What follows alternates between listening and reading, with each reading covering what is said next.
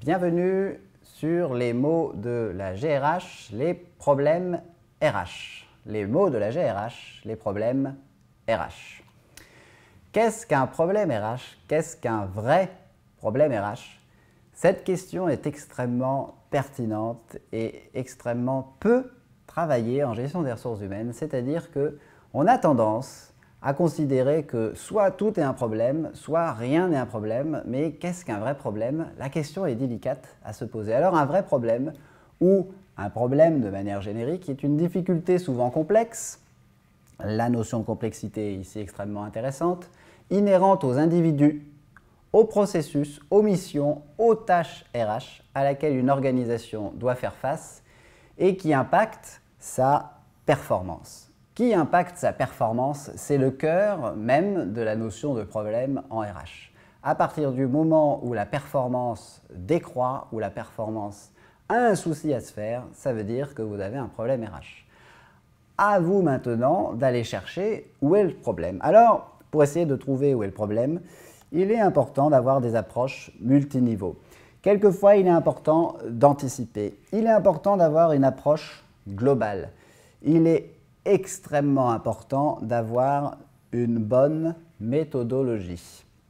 Derrière une démarche d'analyse et d'évaluer en quoi le problème, une fois que vous l'avez résolu, pourra répondre aux enjeux de performance. Alors, un problème RH, qu'est-ce qu'un vrai problème RH? Ce n'est pas un faux problème, c'est-à-dire qu'un faux problème, par exemple, c'est le turnover.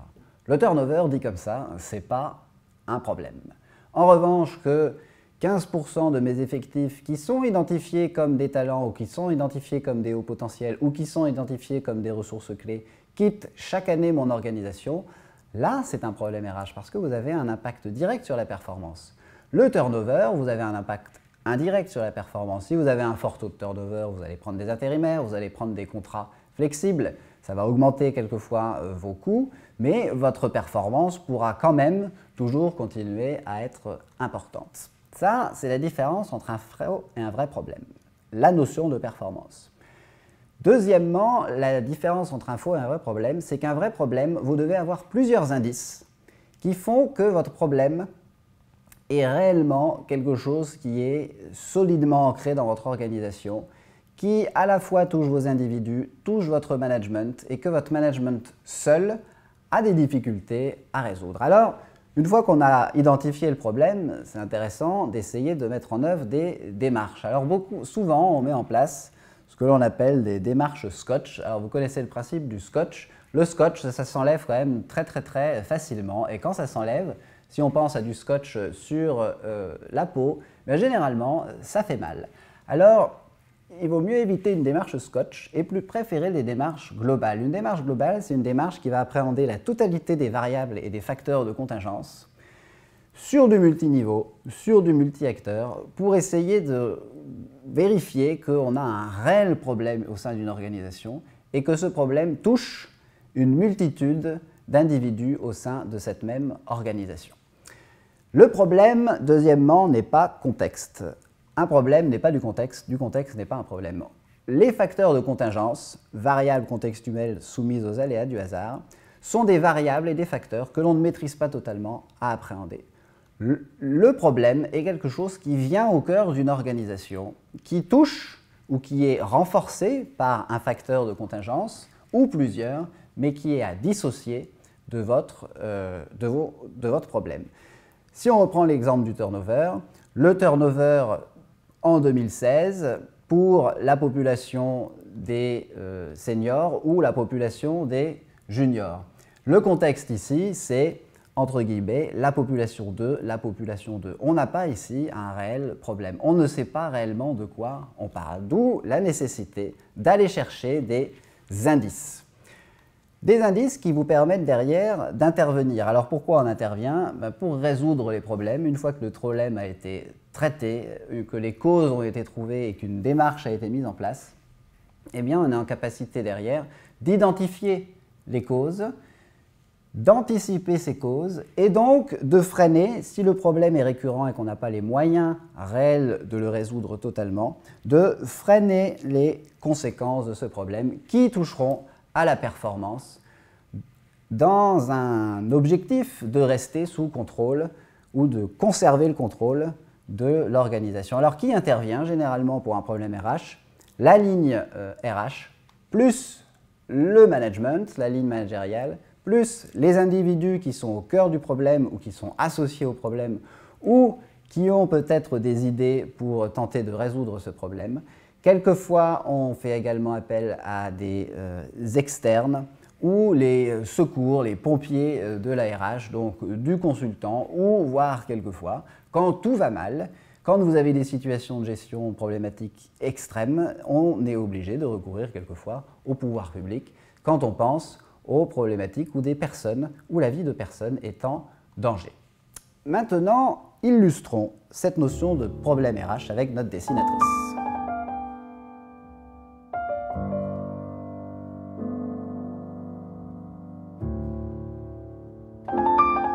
La parole aux praticiens, la parole aux experts. Alors, deux problèmes ici sont présentés. Un faux problème, comment retarder le départ à la retraite d'un collaborateur stratégique? Et un vrai problème, comment organiser le transfert de compétences lors d'un départ à la retraite d'un acteur stratégique? Nos deux praticiens vont répondre à la question « Qu'est-ce qu'un vrai problème RH ?» Le problème, c'est un problème RH, enfin, ça devient un problème RH quand la performance s'en ressent. Quand l'individu, enfin, le salarié, ne remplit plus ses objectifs, quand l'équipe ou l'organisation ne remplit plus leurs objectifs non plus. Ça pose une question, c'est d'avoir une approche multiniveau des problèmes. Un vrai problème RH, généralement, ça relève de plusieurs... il y a plusieurs dimensions derrière tout ça. On peut retrouver en général le salarié, le management, mais il y a souvent une question de moyens qui est là derrière. Pour moi, le vrai enjeu, la vraie question derrière, c'est de savoir faire preuve de discernement. Oui, parce que la clé pour le manager, c'est d'identifier ce qu'est un vrai problème RH. Et ça se nécessite pour ça, je pense que spontanément, le manager ne peut pas tout de suite dire c'est un problème RH. Il y a besoin d'une forme de complicité avec la RH, d'adhésion aux démarches et outils que celle-ci lui procure, de s'immiscer dans la dynamique RH qui est proposée. Et il est de mon point de vue, dans la responsabilité des RH, d'établir cette confiance avec le manager. Sans la confiance, on peut ne rien faire et surtout le manager ne s'impliquera pas. A fortiori, le manager de proximité. Donc, dans le règlement des problématiques RH, par exemple, les problèmes sont, pour notre quotidien, je dirais, de manager, c'est l'analyse des besoins de formation, par exemple, comment on résout un déficit de compétences, comment on évalue ses collaborateurs, etc. Et c'est là que la confiance et la complicité avec la RH est mise en œuvre au plus près du terrain.